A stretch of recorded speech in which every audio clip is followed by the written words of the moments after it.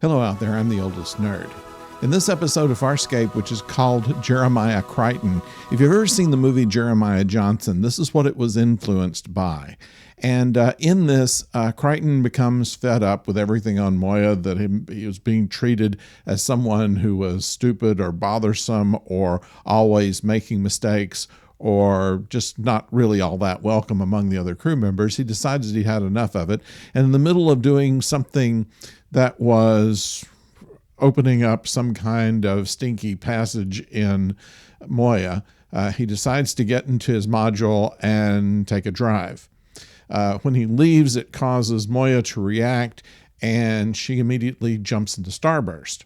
He thinks he's a dead man at that point, but finds this planet, Aguera it's called, and he meets with the people there. He stays apart from them, so not to interfere with them, but they are a culture who once had space flight, but for one reason or another could not make any of their machines work after they were there, and generations later they are a happy and prosperous people, and a very religious people too.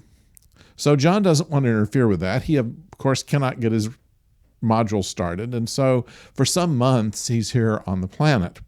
Meanwhile, the crew of Moya tries to backtrack where their starburst took them and find the planet that John could be on. And they finally find it, and as Dargo and Riel go down, they lose power at the last minute, and they're now stuck there. A lot of things happen, but really what this episode is about is it's a question of religion, especially some religions in which things are based on a certain amount of fact, but then enhanced to make the people who proclaim it more important. And that's what happened here. The Priestons had added their own spin to a sacred text that made them believe that Riel was a deity rather than their emperor.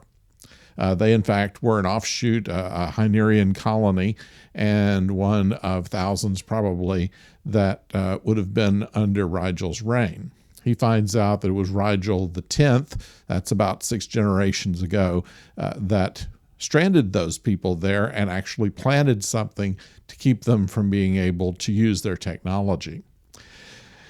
So what we find out here in all of this, first of all, Creighton finds paradise and is almost happy to be there, and it's because it's what we all seek sometimes here on Earth. It's a simpler life, something that is not so complicated, although it does become complicated anyway, and he's glad eventually for his friends that came looking for him.